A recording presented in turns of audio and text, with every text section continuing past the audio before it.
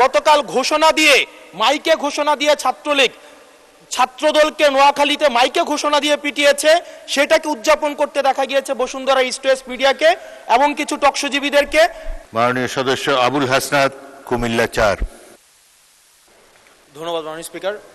মাননীয় স্পিকার, আমার প্রশ্নটি হচ্ছে, সাংবাদিকদের পেশাগত নিরাপত্তা অবশ্যই প্রয়োজন এবং দীর্ঘ 17 বছরের বেশি সময় আমরা দেখেছি সাংবাদিকতা করা খুব ডিফিকাল্ট ছিল। সেই সময়েও ঠিক সেই সময়টিতেও অনেক পেশাদার সাংবাদিক তারা পেশাদারি দায়িত্ব পালন করে গিয়েছে।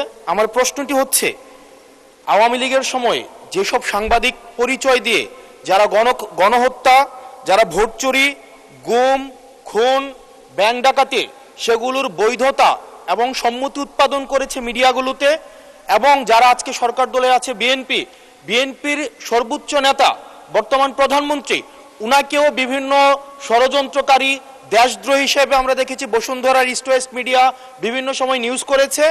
এবং আজকে যারা বিএনপি এবং জামাত আছে আমাদের এই সংসদে, তাদেরকেও বিভিন্ন সময় তাদেরকে হত্যা করার সম্মতি উৎপাদন করেছে কিছু মিডিয়া এবং কিছু নামদারি সাংবাদিক। এই সাংবাদিকগুলোকে বিভিন্ন হাউজে আবার এখন বর্তমানে পুনর্বাসন করা হচ্ছে। এই জুলাইয়ের পরে এখন টিভি থেকে জুলাইয়ের পক্ষের যারা সাংবাদিক ছিল তাদেরকে বের করে দেওয়া হয়েছে, সময় টিভিকে দখল করা হয়েছে। ইস্ট ওয়েস্ট মিডিয়া অর্থাৎ বসুন্ধরা গ্রুপের যে মিডিয়াগুলো রয়েছে তারা প্রতিনিয়ত আওয়ামী লীগের পক্ষে সম্মতি উৎপাদন করে যাচ্ছে।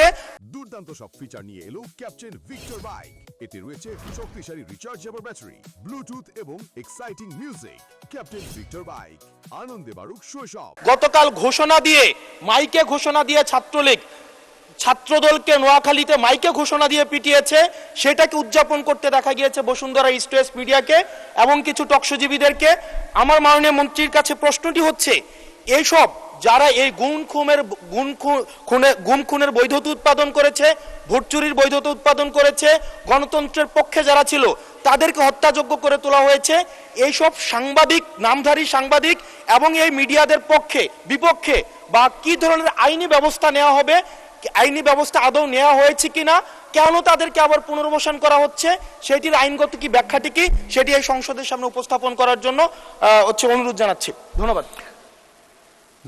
মাননীয় মন্ত্রী, কি ব্যবস্থা নিচ্ছেন এইসব সাংবাদিকদের বিরুদ্ধে সেটি জানতে যাচ্ছি। মাননীয় স্পিকার, আপনাকে ধন্যবাদ। Our friend and opposition member একটি প্রশ্ন করলেন না, কয়টি প্রশ্ন করলেন, আমরা সেই ট্র্যাকটা হারিয়ে ফেলেছি। আমরা একটি কথা বলতে চাই, গণমাধ্যমের স্বাধীনতা রয়েছে, তবে দেশের প্রচলিত আইন অনুযায়ী সকল যারা এই গণতন্ত্র সমুন্নত রাখার বিপক্ষে কাজ করবে, গণতন্ত্র ধূলিসাৎ করার কাজ করবে, কোনো সন্ত্রাসের কাজ করবে, সে যেই হোক, সে আইনের ঊর্ধ্বে না, তার বিরুদ্ধে প্রচলিত আইনে ব্যবস্থা নেওয়া হবে। সেটি যেই সাংবাদিক হোক, আর আমাদের পলিটিশিয়ান, বিজনেসম্যান, চাকরিজীবী আইনের ঊর্ধ্বে তো কেউই না। কাজেই কেউ যদি আইনের বিপক্ষে কাজ করে সে তার বিরুদ্ধে বাংলাদেশ জাতীয়তাবাদী দলের নেতৃত্বে যে সরকার গঠন হয়েছে, মাননীয় প্রধানমন্ত্রীর নেতৃত্বে যে সরকার গঠন হয়েছে, সেই বিরুদ্ধে নিশ্চয়ই প্রচলিত আইনে ব্যবস্থা গ্রহণ করা হবে। ধন্যবাদ মাননীয় স্পিকার।